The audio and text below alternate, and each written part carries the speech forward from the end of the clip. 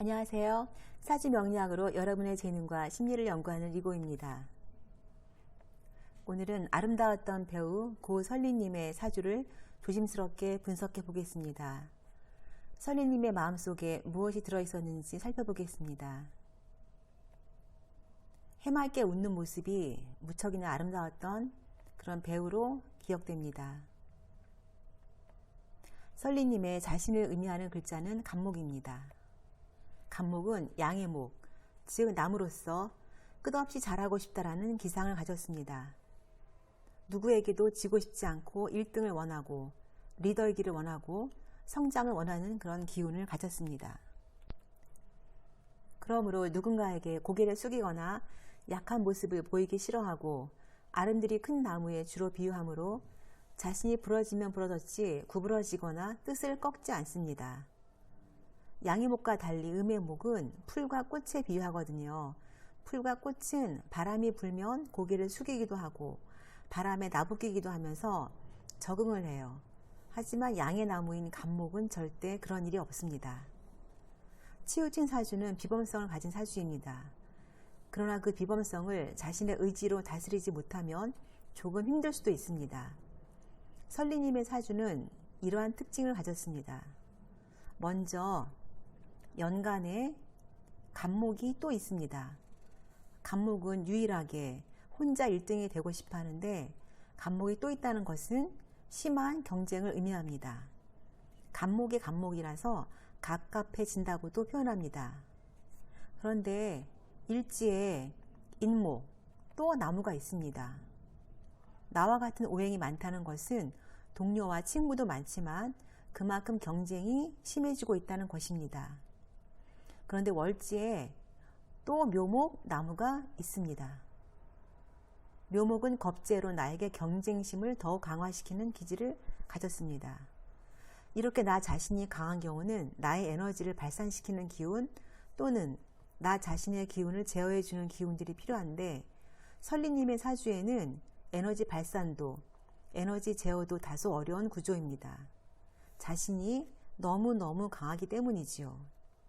에너지 발산은 식신이나 상관 또는 편재나 정제가 있으면 좋은데 상관과 편재가 존재하나 앞으로 다룰 바로 아래 다음 내용과 같이 다소 약하게 구성되어 있습니다.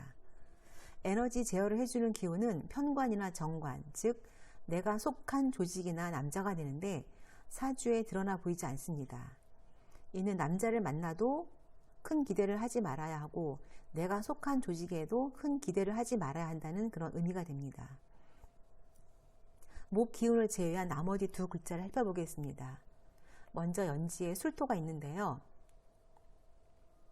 사업가적인 기질을 부여해주는 편재인데 토는 나무, 즉 나무를 만나면 목극토가 되어 좁은 땅에 지금 나무가 굉장히 많은데 땅이 하나밖에 없지요.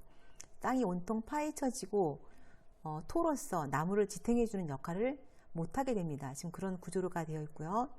그리고 월, 간의 정화는 이렇게 예술가적인 기질을 주고 있는데요.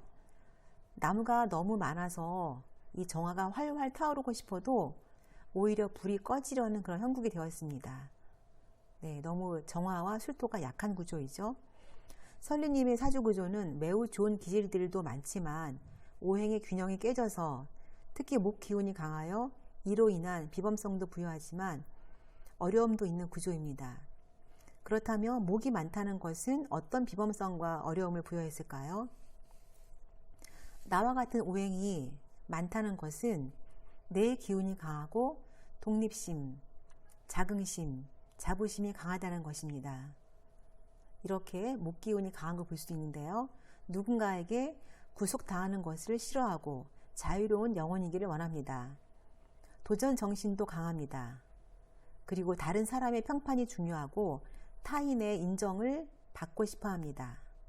자신을 드러낼 기회가 매우 중요하고 언제나 무대 중앙에 서고 싶어 하며 누군가에게 주목을 받고 있다는 긴장감을 즐기는 그런 심리를 가집니다.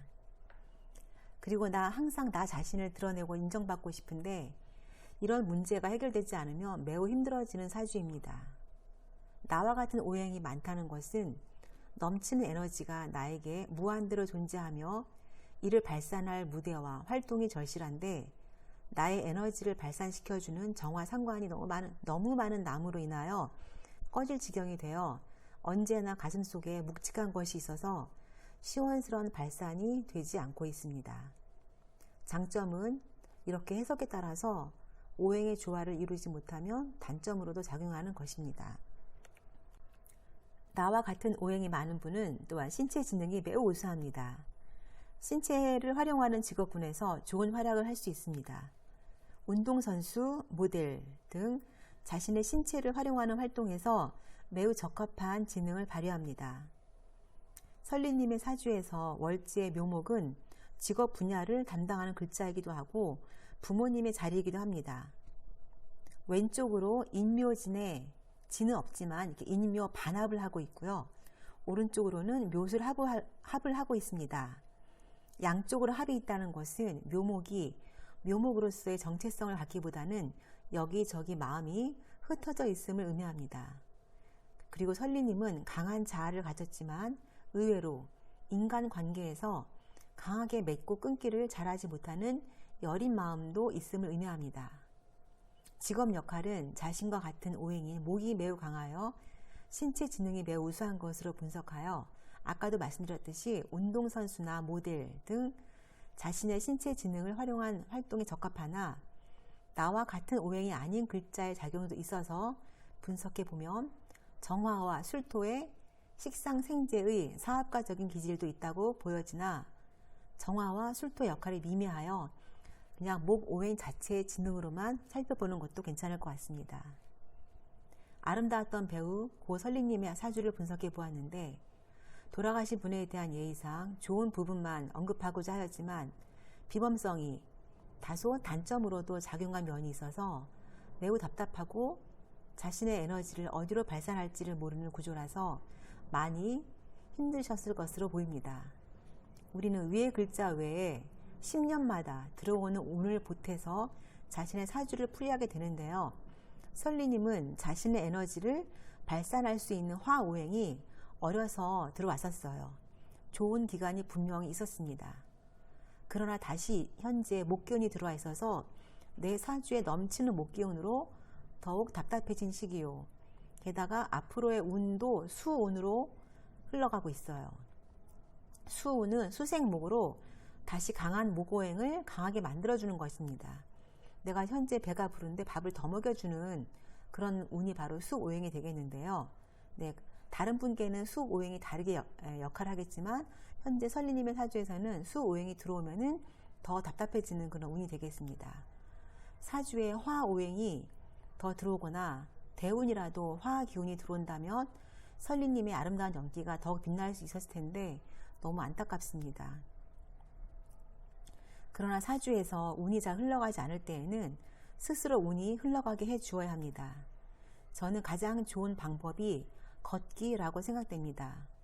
운동은 자신의 에너지를 발산시키는 활동이므로 운동을 하는 것이 제일 좋은데 대부분의 운동들이 심리적으로 불안한 사람들에게는 접근성이 좋지 않은 경우가 있어요.